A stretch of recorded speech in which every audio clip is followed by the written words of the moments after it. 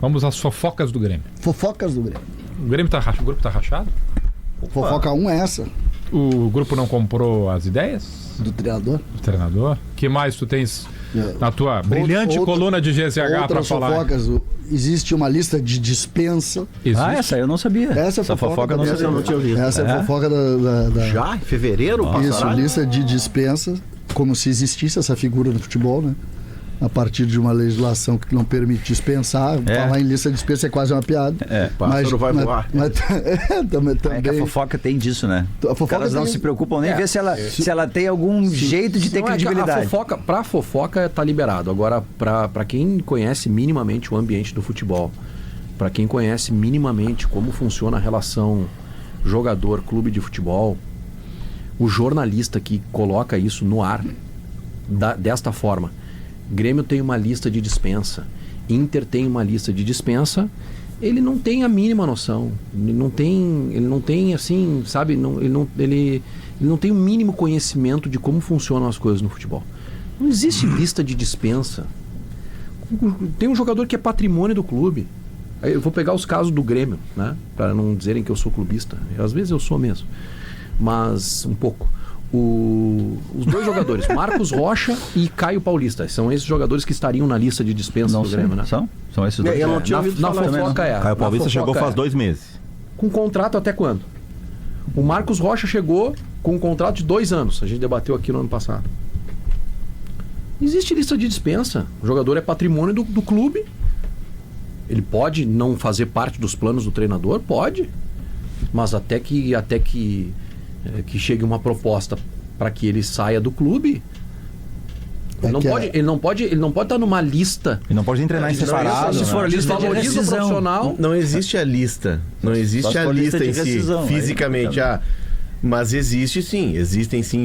Por que os clubes faziam isso antigamente? De ter uma lista de dispensa. Mas é aquela ideia, o clube era dono do passe do jogador. O jogador, se não renovasse, o jogador ficaria encostado. A gente tratou várias vezes aqui o caso do Batista, que o Maurício sempre traz. Mas hoje, com o jogador sendo dono dos direitos, tu falar para o mercado que esse jogador está numa lista de dispensas, tu já baixa o valor dele. A lista de dispensas ela não existe, mas há dias a gente vem falando aqui que o Cristaldo foi procurado e foi avisado de que não vai receber espaço. O Marcos Rocha está muito claro que é um cara que perdeu espaço no Grêmio, que aqui talvez não jogue. Como assim? O Marcos Rocha vai jogar amanhã de titular. Mas o titular é o João Pedro. Eu acho que é o João Pedro.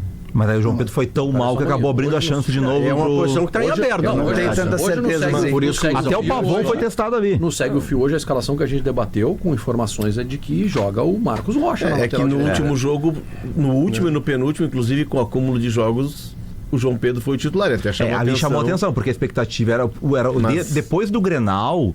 O Marcos Rocha perdeu a condição de titular porque no Brasileirão jogou o João Pedro, mas o Marcos Rocha estava jogando no Gauchão. E aí domingo jogou o João Pedro também no Gauchão.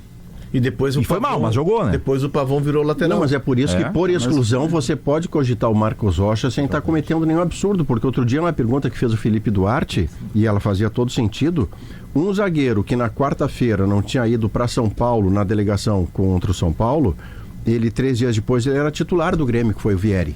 E o zagueiro que estava nas 2 delegações, a de São Paulo e a de Porto Alegre, não entrou nenhuma vez, que foi o Kahneman. Mas de qualquer maneira, a lista de dispensas nesse ambiente, começando a decidir um campeonato, ou mesmo que não fosse decidir o campeonato, é óbvio que não existe, né? Vai chegar lá pro Marcos Rocha e pro Cristaldo, vocês estão numa lista aí que a gente quer colocar para os mercados, valeu? E avisa para todo mundo. Eu até entendo que tu possa não querer jogadores. O Grêmio, por exemplo, já tirou 18, que ele não queria. O que não existe é figura da dispensa. Isso aí não existe. A lista física não existe, mas não é a dispensa. A figura da dispensa no futebol não existe. Para dispensar o jogador, tem que pagar todo o salário dele. Todo mundo concorda aqui que todo mundo concorda aqui que o Cristaldo é um cara que perdeu espaço no Grêmio. O Cuejar. Mas ninguém discute, Léo.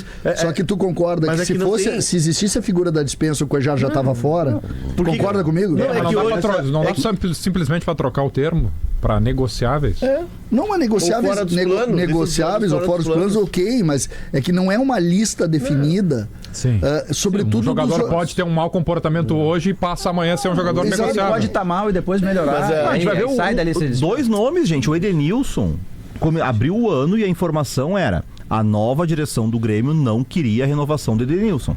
Foi renovação feita pela gestão Guerra. Mas foi uma renovação que estava prevista em contrato. Sim, mas... Os caras não concluíram lá que o Edenilson teve uma temporada que merecia uma renovação.